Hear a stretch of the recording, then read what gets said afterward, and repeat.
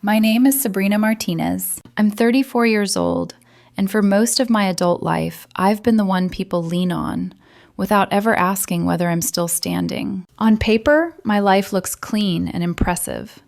I'm a senior project manager at a fast-growing tech startup in Austin, Texas. The kind of job that makes people assume you're tough, maybe even a little cold. You learn to speak in deadlines and deliverables. You learn to smile through chaos. You learn to solve problems quickly because no one else will. But the truth is, I've never been cold. I've been conditioned. Conditioned to believe that if I could fix things, I should. Conditioned to believe that responsibility is love, that sacrifice is loyalty, that if I say no, I'm the problem. That Tuesday morning started like any other. I was standing at the front of a glass-walled conference room, laser pointer in hand, walking a room full of executives through our Q3 strategy. People nodded at the right moments. Someone scribbled notes. The big screen behind me glowed with charts I'd built late into the night, color-coded, precise, controlled. The kind of order you can create when your life feels like it's slipping everywhere else. Then my phone vibrated across the table. Once, twice. Again, insistent, impatient. I glanced down, expecting maybe a Slack ping from my team. Instead, I saw my younger sister's name, Vanessa. My stomach tightened, the way it always does when her name appears. Like my body remembers something my mind keeps trying to forget. I picked up the phone just long enough to read the text. Need $3,200 for prom. Venmo it today. I stared at the screen, waiting for the words to rearrange into something reasonable. They didn't. $3,200 for a high school dance, for one night of photos and a dress that would spend the rest of its life in the back of her closet like a trophy. My jaw clenched so hard I felt it in my teeth. The room around me kept moving, people shifting in their chairs, the hum of the AC, my own voice continuing on autopilot as I finished a sentence I didn't even remember starting. I excused myself with a tight smile and stepped into the hallway. The glass door shut behind me, sealing off the professional version of my life, the version where everything is logical and earned. My fingers moved before my emotions could talk me out of it. Absolutely not. Get a part-time job. I hit send. For a second, I actually believed that would be the end of it. Maybe she'd sulk. Maybe she'd complain. Maybe she'd call me dramatic and move on. I'd handled Vanessa's entitlement for years. I knew her patterns like a weather forecast. But what happened next wasn't weather. It was war. Within minutes, my phone buzzed again. This time, it was my mother. The message was short, brutal, and crystal clear. Pay for your sister's prom, or don't bother calling yourself part of this family anymore. My heart slammed against my ribs like it was trying to escape. Before I could even process that sentence, another notification appeared. My father. Choose wisely, Sabrina. Family or selfishness. I stood there in the hallway, the phone heavy in my hand, my throat tightening in a way that felt familiar, like my body had been trained for this exact moment. An ultimatum over a prom dress. I leaned my shoulder against the wall and closed my eyes, forcing myself to breathe. 4 years. For 4 years, I'd been sending money to a joint family account I'd set up to help them. Rent assistance, utilities, groceries, emergency repairs. That was the story they'd fed me. And I'd swallowed it because swallowing was easier than fighting. But this was different. This wasn't a request. This was a threat wrapped in the word family, like a ribbon around a knife. My phone rang. Vanessa. I answered because a small part of me still hoped there was a misunderstanding, a typo, a joke, anything. Why are you being so selfish? She snapped the second I said hello. Her voice had that familiar edge, entitlement sharpened into accusation. It's just prom. Why can't you help me? You make so much money. I pressed the heel of my hand against my forehead, eyes stinging. Not with tears yet, but with the heat of anger. Vanessa, I said, forcing my voice steady. You're 18. Plenty of kids work part-time jobs to pay for prom. Apply at Chick-fil-A or H-E-B. It builds character. She laughed, not a normal laugh. a cold, mocking little sound that made my skin crawl. "You don't get it," she said. "I deserve this. I've been planning it for months. Everyone already knows I'm wearing a custom dress from that boutique on South Congress." I stared at the floor, the beige carpet suddenly swimming in my vision. "Then everyone is going to be disappointed," I said flatly. There was a pause, like she couldn't believe I'd said it out loud. Then she screamed, "You're ruining my life!" and hung up. I stayed frozen for a moment, listening to the silence after the call ended. The kind of silence that feels like it's pressing on your lungs. Deserve it? Since when did she deserve my money? I tried to go back into the meeting, but my mind wouldn't stay in the room. It kept replaying Vanessa's voice, my mother's ultimatum, my father's choose wisely, like he was some judge handing down a sentence. And beneath it all, something sharper began to rise. Not just anger, recognition. Because none of this was actually new. The only thing that had changed was that this time, they'd said the quiet part out loud. The memories hit me in flashes, like scenes from a life I'd tried to minimize. Me at 16, asking for $60 for a school trip, hearing my mother snap, "We can't afford luxuries right now, Sabrina. Figure it out." Then, 3 weeks later, Vanessa, 13 years old, getting $250 for a concert without anyone blinking. I could still hear my mother's tone, dismissive and final, whenever I asked for help. "You're smart.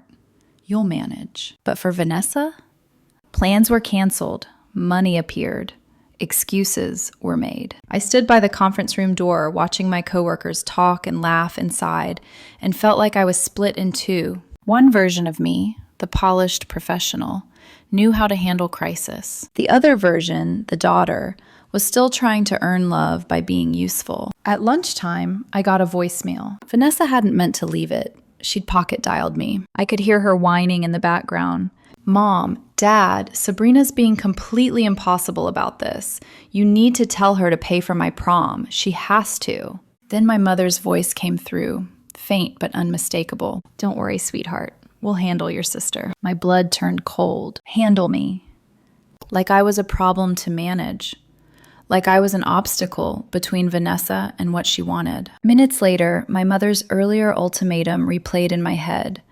But this time, it sounded less like emotion and more like strategy, as if they'd rehearsed it, as if this wasn't about prom at all. By mid-afternoon, I was pacing my office with my laptop open, unread emails stacking up like snowdrifts, while my mind spiraled.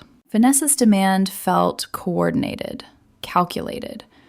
I pulled up my banking app, thumb trembling slightly as I scrolled through years of transfers to the joint family account.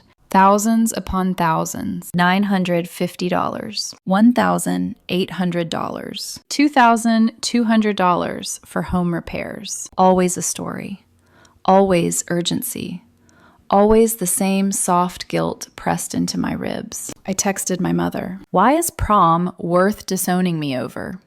Explain that." No response. I tried my father. "Dad, please tell me what's actually going on." Silence. And that silence, the refusal to explain, did something to me. It broke the last thread of denial I'd been clinging to. Because if this was really about a dance, they would have answered. If it was innocent, they wouldn't need threats. I sat down, staring at the joint account balance like it was a stranger wearing a familiar face. For years, I'd told myself I was helping, that I was being a good daughter, that this was what family did. But suddenly I felt something in my chest shift, like a lock clicking open. Maybe I wasn't helping. Maybe I was being used. That night, after hours of pacing my apartment and replaying their words until they lost all meaning, I opened my banking app again. My finger hovered over the account settings. I could still hear my mother's message in my head, sharp as glass. "Pay or you're not family." My father's cold warning, "Choose wisely." And Vanessa's laugh, "I deserve this." I took a breath that felt like the first one I'd taken in years. Then my thumb moved. "Cancel."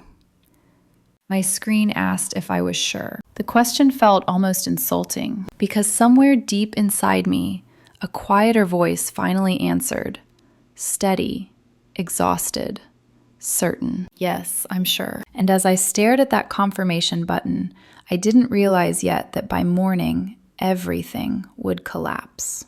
I didn't realize that within days, I'd uncover a truth so devastating, it would rewrite my entire understanding of my family. All I knew was that the illusion was cracking, and I was done holding it together with my own hands.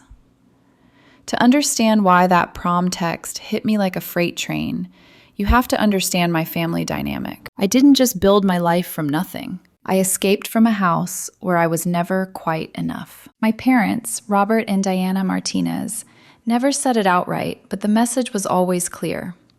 I was the practice run, the trial version, the child they learned from so they could get it right the second time. That second time was Vanessa. When she was born, I was 16 years old enough to remember exactly how everything changed, old enough to notice the shift in tone, priorities, and spending, old enough to understand that love in our house had conditions. By the time Vanessa arrived, money was already tight. My parents had stretched themselves thin, chasing a version of middle-class comfort they couldn't afford. Bigger house, newer cars, credit cards they treated like extensions of their income instead of warnings. So when I turned 16, the conversation wasn't, "What do you want to do after school?" It was, "You should probably get a job." I worked afternoons at Target, folding red shirts and ringing up carts full of things I couldn't buy myself. My paychecks went to clothes, school supplies, gas, anything I didn't want to beg for. Vanessa never worked. She didn't have to. My mother had always been the decision maker in our family. Sharp, decisive, convinced she knew what was best.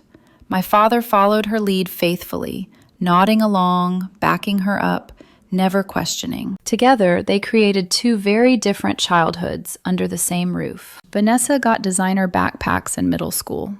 I got lectures about budgeting. Vanessa got elaborate birthday parties with themes and professional photographers.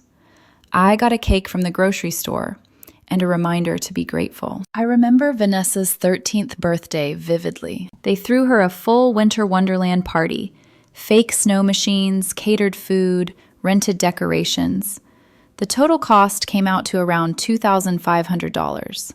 That same year, I was working weekends to afford my textbooks for a single semester at community college. When I mentioned it to my father, quietly, carefully, he didn't even hesitate. "Vanessa is our chance to get parenting right," he said. The words landed like a slap. I swallowed the hurt the way I always did and kept moving forward. That's what I was good at.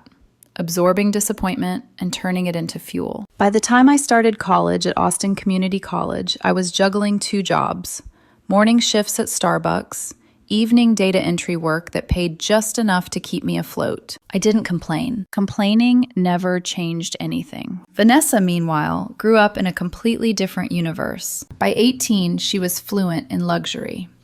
$400 jeans from Nordstrom, $150 brunches downtown, concert tickets that cost more than my weekly grocery budget. My parents enabled every bit of it, even when their checking account dipped into the red, even when bills stacked up on the kitchen counter, even when the house itself seemed to be falling apart, AC breaking every summer, roof leaking every winter, garage door refusing to close. Somehow, they always found money for Vanessa's wants, while insisting they were barely surviving their needs. I didn't realize how much of that burden had quietly shifted onto me until years later. By 24, I'd graduated. By 29, I was managing major tech campaigns. I worked insane hours, 60-hour weeks, conference travel, deadlines that bled into weekends. I lived alone in a modest apartment in East Austin. No roommates, no backup, no safety net except the one I built myself. And that's when my parents started seeing me differently, not as a daughter, as a solution. 4 years ago, when I was 30, I made what I now recognize as my biggest mistake. I set up a joint family account. They told me it was just temporary, just to help them cover utilities, groceries, the basics. Until things stabilize, my mother said. I thought I was doing the right thing, being a good daughter, easing their stress. I was drowning in work and travel, barely home long enough to unpack my suitcase before repacking it. I didn't monitor the account closely. I trusted them. That trust was expensive. Every request came with urgency. The water heater broke. The car transmission failed. We had a really rough month, and every time I sent money without hesitation, because that's what I'd been trained to do. Help, fix, sacrifice. Meanwhile, Vanessa's demands grew bolder. New iPhones every release cycle, VIP concert tickets, shopping sprees where she dropped $800 like it was pocket change. My parents never said no, even when they were living on credit cards, even when they were struggling. Looking back, the warning signs were everywhere. The new jewelry Vanessa wore to family dinners. My mother's increasingly vague explanations about expenses. The way my father changed the subject whenever I asked about finances. I ignored it all, because acknowledging it meant admitting something I wasn't ready to face. That my family didn't see me as a daughter to protect, but as a resource to extract from. The prom text shattered the illusion because it exposed the truth in its rawest form. This wasn't a request. It was an expectation, an assumption that my bank account existed for Vanessa's convenience, that my role was fixed. Provider, backup plan, ATM. As I sat in my apartment that night, replaying every memory with new clarity, something inside me started to harden, not into bitterness, but into understanding. I'd spent my entire life proving I didn't need help. Vanessa had spent hers never learning how to stand without it. And my parents had built a system where that imbalance wasn't accidental, it was essential. Because if Vanessa learned to provide for herself, and I learned to say no, the whole structure would collapse. The prom demand wasn't about a dress. It was about control. And for the first time, I was seriously considering what would happen if I stopped playing my part. The next morning, I woke up with that familiar, tight feeling in my chest, the one that used to signal an incoming crisis. Except this time, the crisis had already happened. My phone was face down on the nightstand, deliberately untouched. I lay there staring at the ceiling of my apartment, listening to the low hum of traffic outside, trying to decide whether I was ready to look. When I finally flipped the phone over, the screen lit up like a warning flare. Missed calls, unread texts, voicemails stacked on top of each other like accusations, all from the same three people: Vanessa, my mother, my father. I didn't open anything right away. Instead, I went through the motions of my morning like I always did. Brushed my teeth, made coffee, stood at the kitchen counter staring out the window while my mind replayed the previous day on a loop. Pay or you're not family. Choose wisely. It still felt unreal that those words had come from my parents, from the same people who'd raised me to believe family was everything. By the time I got to the office, the messages had multiplied. Vanessa had switched tactics overnight. The entitlement had softened into panic. Vanessa, you're seriously going to do this? Vanessa, Mom hasn't slept. Vanessa, Dad's furious. Vanessa, just send the money and stop being dramatic. Dramatic.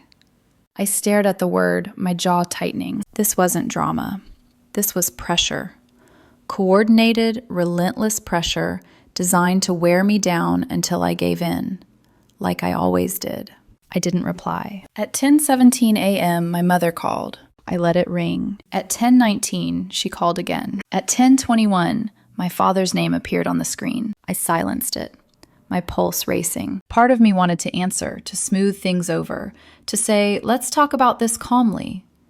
That part of me had been trained since childhood.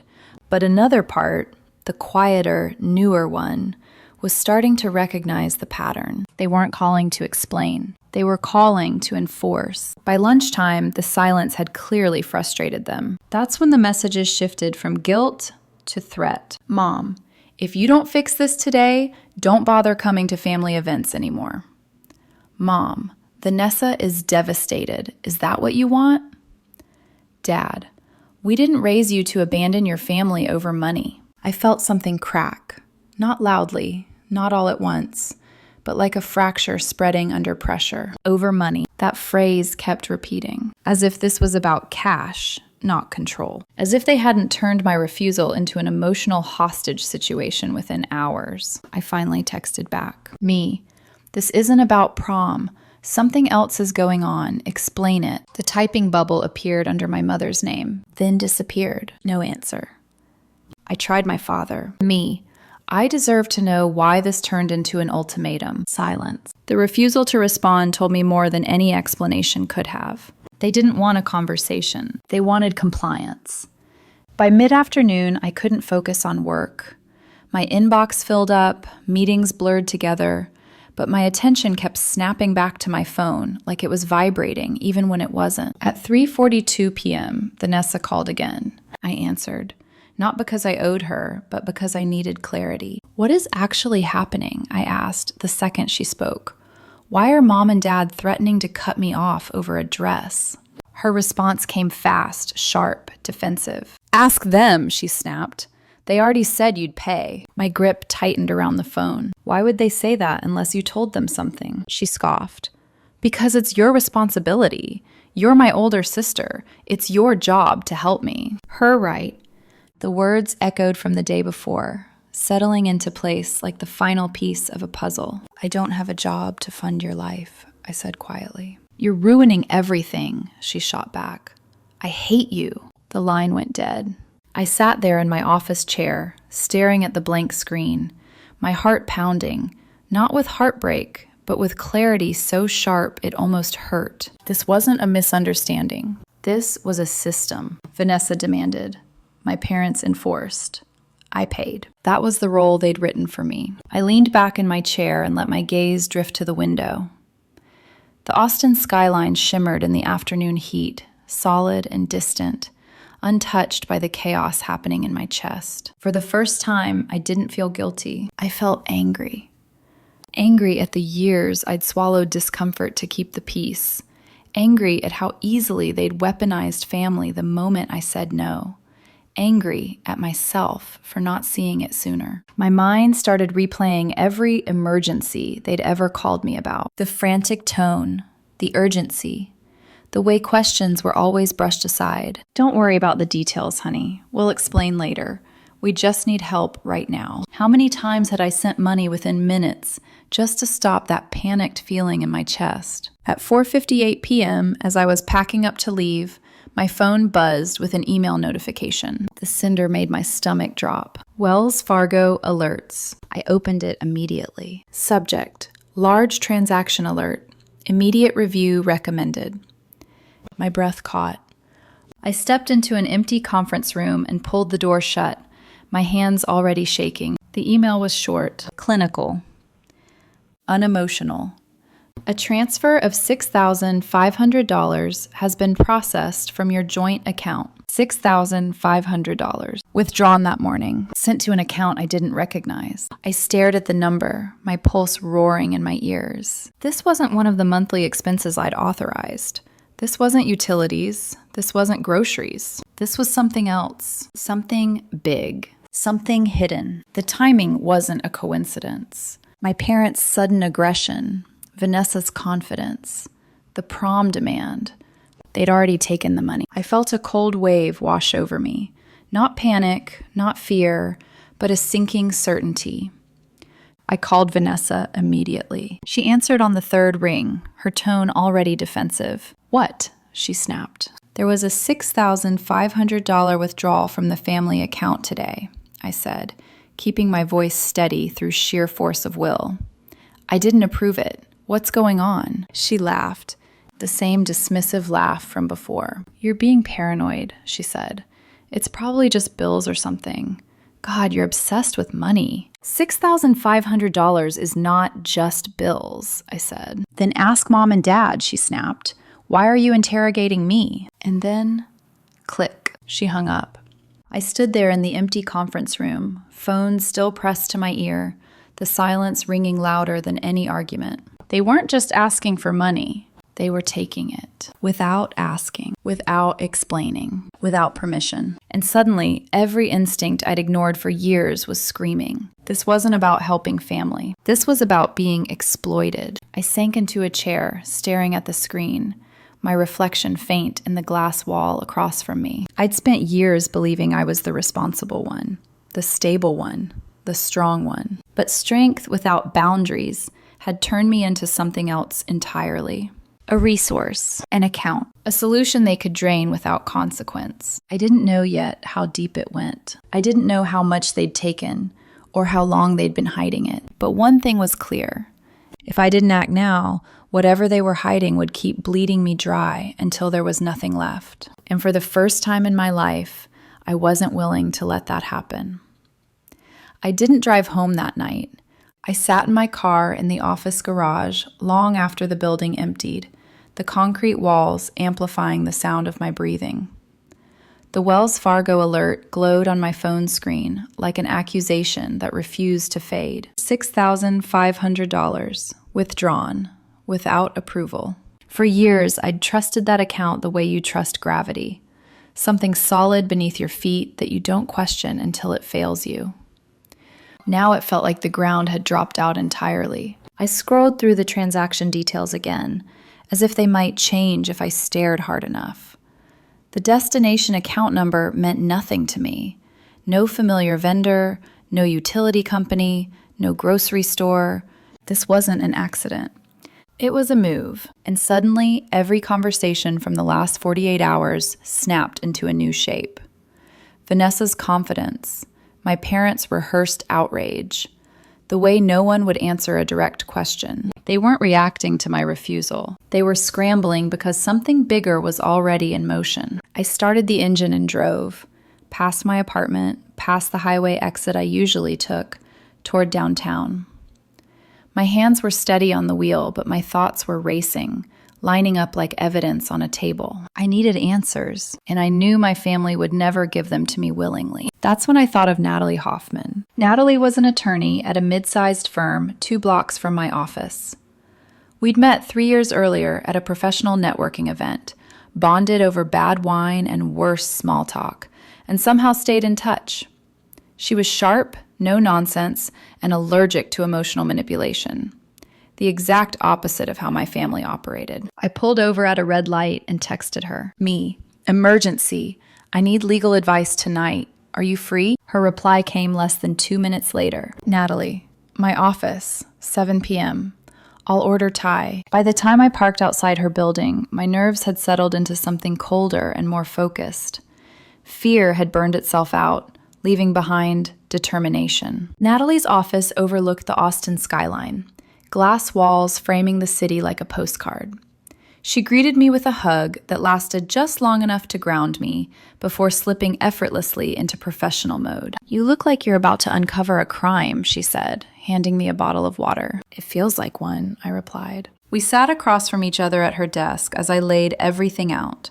The prom demand, my parents' threats, the joint account, the mysterious withdrawal. Something is wrong, I said finally, my voice tight. I need to know what they've been doing with my money. Natalie didn't hesitate. Let's pull the account history, she said. Do you have online access? I logged into the Wells Fargo portal on her laptop, my fingers moving on muscle memory while my heart pounded. I hadn't looked closely at this account in years. I'd been too busy working, traveling, surviving, trusting. Natalie's eyes scanned the screen, her expression sharpening as she scrolled. Okay, she said slowly. There are multiple large withdrawals here. My stomach dropped. Like, how large? She turned the laptop toward me. Credit card payments, several different cards, retailers, jewelry stores, a travel agency. I leaned closer, my breath shallow. This account was supposed to be for utilities, I said. Groceries, basics. Natalie kept digging, her fingers flying across the keyboard. Sabrina, she said carefully, your parents have been using this account to service debt. Debt. The word landed heavy in my chest. I'm seeing payments to Capital One, Chase, Discover, she continued.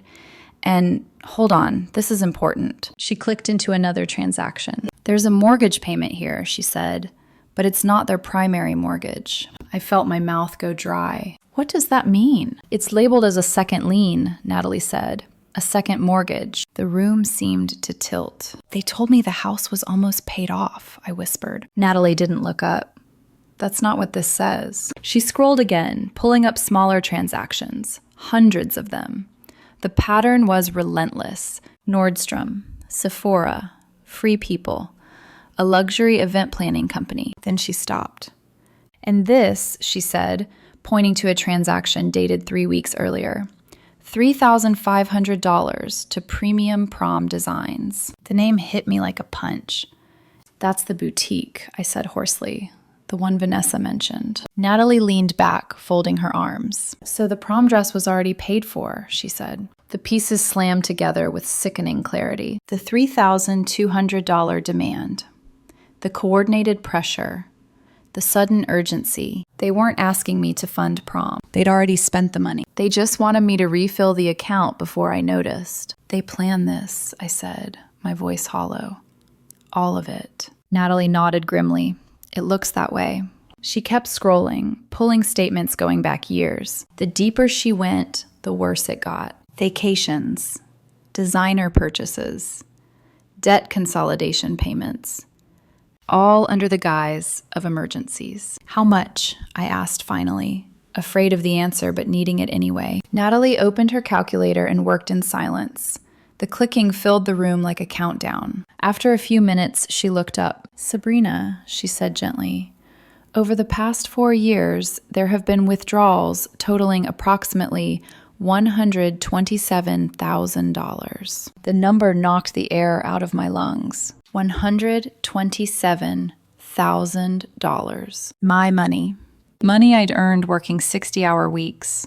Money I could have used to pay off loans, build savings, breathe. And based on these patterns, Natalie continued, your parents are likely carrying additional debt beyond what you've been funding. I'd estimate at least $500,000.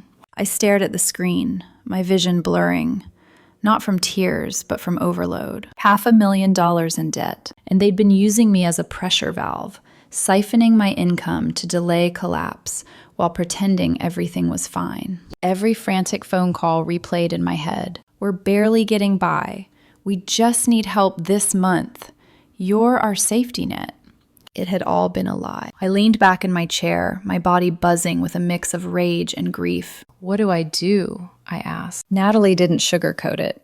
First thing tomorrow, she said, you close that joint account immediately. I nodded. Then, she continued, you decide what kind of relationship, if any, you want with people who've been manipulating you for years. The word manipulating felt almost too soft. This wasn't manipulation. It was exploitation. Natalie printed the account history and slid the papers toward me. The stack was thick, heavy with truth. I gathered them, my hands steady now. For the first time since that prom text arrived, I didn't feel confused. I felt clear. This wasn't about being a good daughter anymore. It was about survival, and I wasn't willing to sacrifice myself to keep their lies afloat.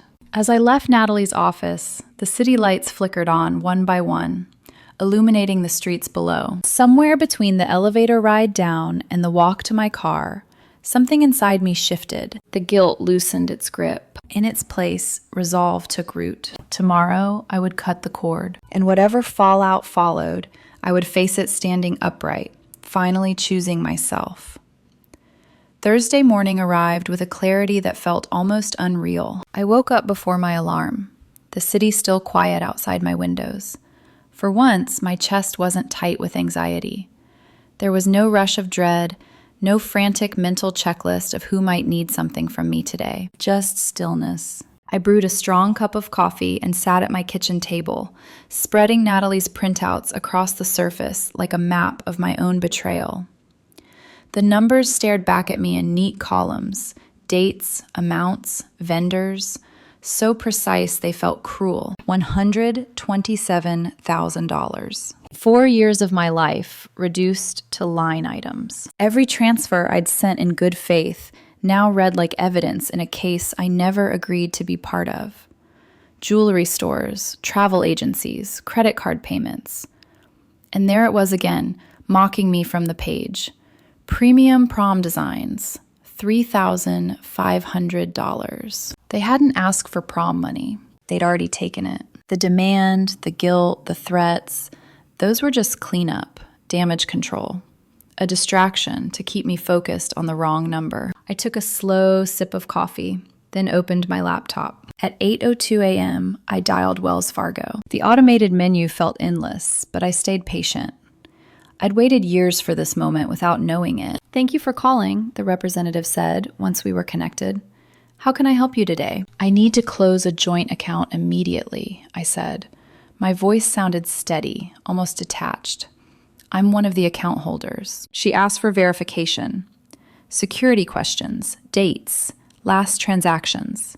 Each answer felt like unlocking another door. "Yes," I confirmed when she asked if I understood the implications. "I want it closed today." There was a pause as she typed. "All right," she said finally. "The account closure has been processed and will be effective immediately. Any remaining funds will be transferred to your personal account within 48 hours. Something cracked open in my chest. Not grief. Relief. "No," I said quietly when she asked if there was anything else. "That's everything." I hung up and sat there in silence, my laptop humming softly in front of me. It was done. For 4 years, I'd been their safety net, their buffer, their secret source of cash. And just like that, the line was cut. Next came the hardest part. Not technically, but emotionally. I opened a new email draft. No phone calls. No interruptions. No opportunities for them to twist my words or cry over me until I backed down. Just facts. Subject. The truth. I stared at the blank screen for a long moment, then began to type. Mom, Dad, and Vanessa. The joint family account has been closed as of this morning. I paused, my fingers hovering over the keyboard, then kept going. I know about the $127,000 withdrawn over the past 4 years. I know about the second mortgage. I know about the credit card debt, the luxury purchases, the travel, the prom planner, and the lies you've told me every time you asked for help. My hands shook slightly, but the words kept coming. I set up that account to help with necessities, utilities, groceries, emergencies. Instead, you used it to fund a lifestyle you couldn't afford and to enable Vanessa's entitlement while lying to me about struggling. There will be no more money, no more emergency calls, no more ultimatums. You are adults. Figure it out. Sabrina. I read it twice, then a third time. My finger hovered over the send button, my heart pounding, not with doubt, but with the weight of finality. This wasn't a threat. This was a boundary. I clicked send. The email disappeared, and with it, the last illusion that this could somehow be resolved quietly. Within minutes, my phone erupted. Vanessa called first. I let it ring twice before answering. "You can't do this," she screamed, her voice cracking with panic. "We need that account. How am I supposed to pay for prom? My appointment is tomorrow." I leaned back in my chair, staring at the ceiling. "You're supposed to pay for prom the same way everyone else does," I said evenly, "with money you earn." "You're tearing this family apart," she shrieked. "You're so selfish." I laughed. It surprised even me. "I gave this family $127,000, I said. "That's not selfish. That's being a doormat, and I'm done." I hung up before she could respond. My mother's text came next. A wall of capital letters, barely coherent. "How dare you accuse us like this? We needed that money to survive. You have no idea how hard things have been. We are your parents. You owe us after everything we did for you. This is betrayal." Survive. They'd survived just fine while booking vacations and buying designer bags. I didn't reply. My father's message followed, shorter but heavier with manipulation. "Sabrina, think about what you're doing to this family. We raised you better than this. Don't throw everything away over money. Call us and we'll talk like adults." Talk like adults. The same adults who threatened to disown me over a prom dress. I set the phone down and closed my eyes, breathing through the surge of emotion, anger, sadness, something that felt dangerously close to guilt. Then I called Natalie. "They're losing it," I said when she answered. "All 3 of them." "I expected that," she replied calmly. "You just removed their safety net." "Part of me feels awful," I admitted quietly, "like I'm abandoning them." "Sabrina, Natalie said gently but firmly. They abandoned you the moment they decided to lie and steal from you for years. You didn't create their debt. You're not responsible for fixing it. Her words settled over me like armor. That evening, my phone became a battlefield. 17 missed calls from my mother. 3 FaceTime attempts. Text from Vanessa saying, "Mom is crying because of you. I hope you're happy." I blocked them. All 3 numbers. Then I opened my email settings and created filters, sending anything from their addresses straight into a folder I wouldn't check. The silence that followed was jarring. No buzzing. No vibrating reminders that someone needed something from me. Just quiet. That night, I slept deeper than I had in months. Not peacefully, my dreams were restless, but uninterrupted. For the first time in years, my phone wasn't the last thing I checked before bed, or the first thing I reached for in the morning. I woke up the next day and realized something that almost made me cry. Nothing was on fire. The world hadn't ended. My job was still there. My apartment was still mine. My life hadn't collapsed because I said no. The collapse, whatever shape it would take, was finally theirs to face. And as I stood in my kitchen, sunlight streaming across the counter, I understood something with startling clarity. I hadn't destroyed my family. I just stopped paying to keep their lies alive. A week passed before I decided to see them. 7 quiet days. 7 mornings without panic. 7 nights without my phone lighting up like a warning signal. The silence was disorienting at first. Too clean. Too empty. But beneath it was something steadier. Resolve. I didn't go because I owed them closure. I went because I needed it. Saturday afternoon, I slid Natalie's thick folder of bank statements onto the passenger seat of my car and drove toward the suburbs where I grew up. The sky was bright, painfully blue, the kind of day that usually tricks you into thinking nothing bad can happen. The house looked exactly the same. 2-story colonial, faded beige siding. The lawn uneven and half dead despite my father's constant promises to fix it next weekend. The garage door still sagged on one side, refusing to close properly. The American flag hung crooked from its pole, frayed at the edges. So many memories lived here. Some warm, most heavy. I parked in the driveway and sat there for a moment, my hands resting on the steering wheel, breathing slowly. I wasn't afraid. Not of yelling, not of accusations. I was tired. I picked up the folder and stepped out of the car. The front door opened before I could knock. My mother stood there, arms crossed, her mouth already pulled tight with resentment. "So," she said coldly, "you finally decided to show your face." I walked past her without answering. My father was in the living room, standing rigidly near the armchair, his jaw set. Vanessa sat on the couch, legs tucked under her, scrolling through her phone like this was just another inconvenient family meeting she hadn't asked for. No one spoke. I set the folder down on the coffee table. It made a heavy sound when it landed. "I know everything," I said. My voice didn't shake. The joint account, the withdrawals, the debt, the second mortgage, all of it. My mother's expression shifted, not to shame, but to outrage. "How dare you go digging into our private finances," she snapped. "That account was family business." "It was my money," I said, opening the folder, "and you stole it." My father stepped forward, his voice sharp. "Watch your tone." "No," I said quietly. "I've watched my tone my entire life. This time, you're going to listen." I spread the documents across the table. Bank statements, transaction histories, highlighted totals. Credit card payments, jewelry stores, travel agencies. And there it was again, premium Prom designs. My mother's eyes flicked to the page, then away. "You told me you were struggling," I said. "You told me the money was for bills, for survival." "We were struggling," my mother shot back. "You have no idea how hard it is to keep a household running." "A household?" I asked, "or a lifestyle?" My father clenched his fists. "You don't understand the pressure we were under." I pointed at the papers. "You took out a second mortgage without telling me. You've been carrying over $500,000 in debt.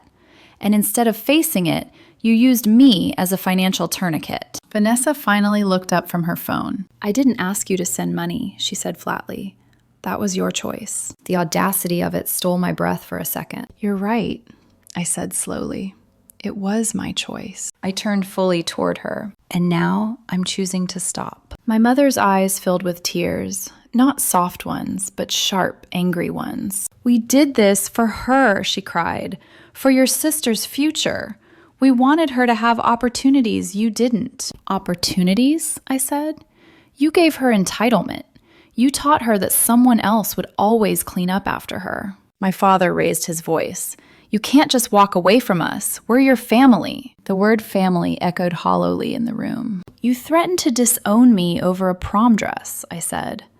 You already walked away. The room erupted. My mother accused me of betrayal. My father shouted about loyalty. Vanessa rolled her eyes and muttered, "This is so dramatic." Something inside me finally went still. I didn't come here to argue, I said, gathering the papers back into the folder. I came to tell you that the account is closed permanently. There will be no more money. Ever. My mother gasped like I'd struck her. You're abandoning us. I met her gaze steadily. You abandoned me years ago, I said. You just expected me to keep paying for it. My father stepped closer, his voice low and desperate now. Think about what you're doing. If we lose the house, you should have thought about that before you lied to me for 4 years, I said. Vanessa stood up abruptly. You're ruining my life over money.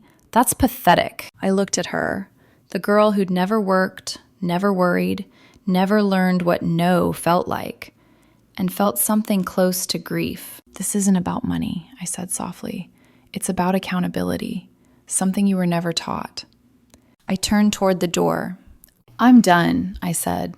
I gave you a chance to be honest. You chose blame instead. My mother was crying now, loudly, theatrically. My father shouted after me.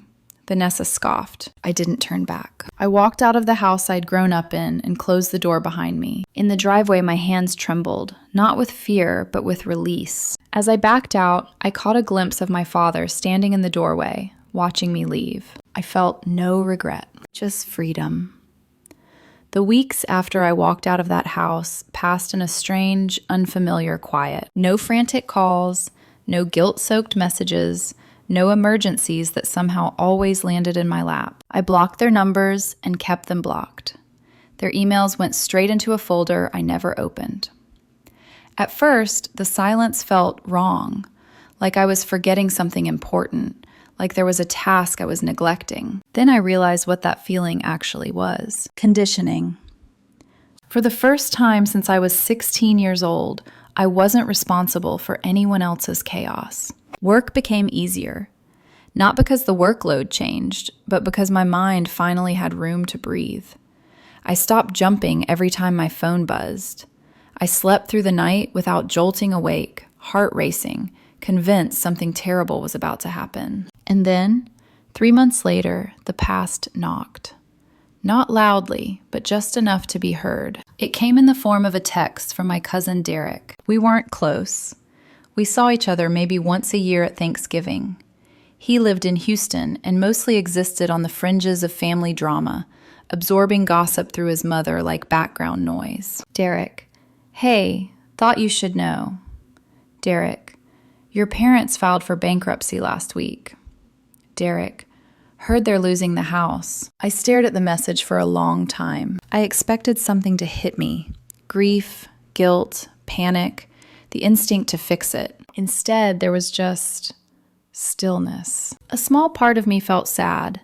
Not for the house, not even for the situation, but for the version of my parents I once believed in. The people I thought would protect me the way I'd protected them. But that sadness didn't come with responsibility. They had built this collapse brick by brick, dollar by dollar, lie by lie. Derek sent another message a minute later. Derek, also, Vanessa got a job. Derek, forever 21 at the mall. Derek, apparently she's miserable. I exhaled slowly. I pictured my sister standing behind a retail counter, folding graphic t-shirts, dealing with impatient customers, earning an hourly wage that couldn't buy designer jeans or VIP tickets. The girl who thought a $3,200 prom dress was her birthright was learning what work actually felt like. I didn't feel victorious. I felt neutral. Maybe she'd learn something.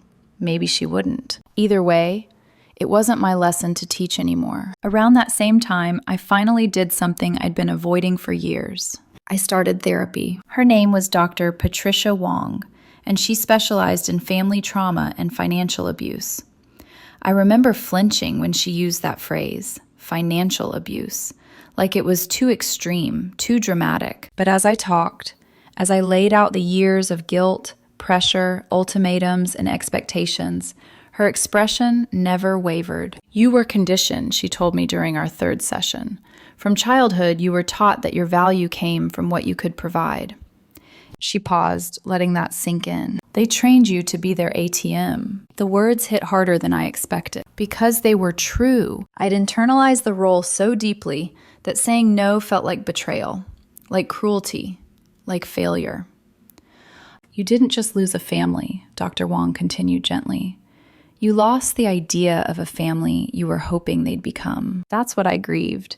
Not the people themselves, but the fantasy that one day they'd see me as more than a resource. Setting boundaries became my new discipline. I started small, saying no to work projects that weren't my responsibility, declining favors from friends who only reached out when they needed something, letting calls go unanswered without explaining myself. Each no felt awkward at first, like I was breaking some unspoken rule. Then it felt powerful. The money I'd been sending my family, about $2,600 a month, went somewhere else. My savings, my investments, my future. Within 6 months, my emergency fund was rebuilt.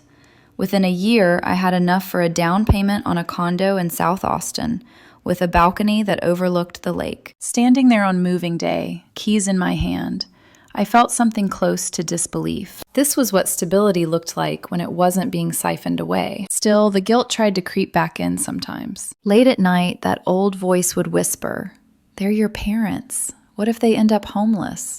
What if something terrible happens?" Dr. Wong helped me reframe it. "You didn't cause their problems," she said, "and helping them now would only enable the same behavior. Consequences are sometimes the only thing that creates change." She was right. Every dollar I'd sent in the past had delayed the inevitable. It hadn't saved them. It had trapped them in denial. About 18 months after the confrontation, Derek sent me a screenshot. It was a Facebook post from Vanessa. A selfie from the mall, wearing a Forever 21 name badge, her hair pulled back, a tired smile on her face. Caption: Day 487 of adulting. It's harder than it looks. The comments were full of encouragement. Friends telling her she was doing great, emojis, support. What struck me wasn't the content, it was the tone. No entitlement, no demands, just human. Maybe she was learning. Maybe not. Either way, I didn't reach out.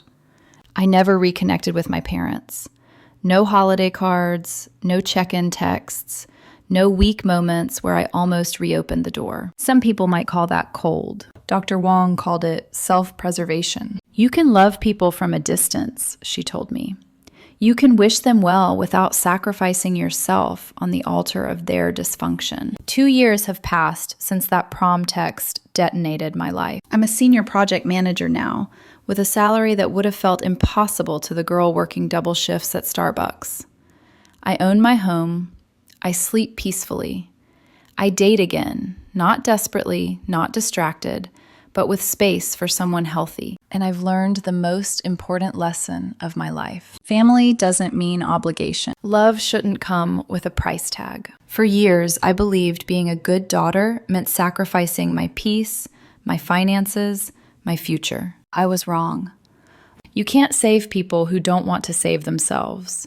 You can't fix people who don't believe anything is broken. And you absolutely cannot set yourself on fire to keep someone else warm, even if they share your DNA. They made their choices. And for the first time, I made mine. 2 years have passed since the prom text that shattered everything I thought I knew about my family. Sometimes I try to remember what my life felt like before the panic, before the guilt, before my phone felt like a ticking bomb that could explode at any moment with another demand disguised as love. And honestly, it feels like remembering someone else's life. This morning, I'm standing on the balcony of my condo in South Austin, a mug of coffee warming my hands. The lake below catches the early light, calm and indifferent to the chaos it took for me to get here. This place is mine, not because someone gave it to me, not because I sacrificed myself for it, because I earned it and kept it. After I stopped funding my family's dysfunction, my life didn't fall apart the way they promised it would. It expanded. Work stopped feeling like an escape and started feeling like progress. I got promoted to senior project manager, leading initiatives I'd been quietly carrying on my back for years without recognition. My confidence sharpened, not the brittle kind fueled by overachievement, but the grounded kind that comes from knowing I can say no and survive it. I started dating again, not because I was lonely, but because I finally had space to notice red flags instead of explaining them away. Space to choose men who didn't confuse love with entitlement. Space to walk away without apologizing when something didn't feel right. For the first time in my life, I wasn't auditioning to be useful. I was just myself. I still think about my parents sometimes. Not often, and not with the ache I expected. More like a distant sadness, the way you feel about a house you grew up in that no longer exists. I don't check their social media. I don't ask relatives for updates. Not because I'm angry, because I'm done reopening wounds that finally closed. Dr. Wong once told me something that stuck. Boundaries aren't punishments, she said. They're instructions for how to treat you. For years, my family ignored every instruction I tried to give gently. So eventually, I stopped giving instructions and built walls instead. Some people might call that extreme. I call it necessary. I used to believe family meant endurance, that love meant absorbing pain quietly and calling it loyalty. But I've learned something far more important. Family should never require you to disappear. Love shouldn't demand your bank account, your sanity, or your future as proof of devotion. Looking back now, I see how carefully the trap was built. One child taught independence through neglect. Another taught entitlement through indulgence.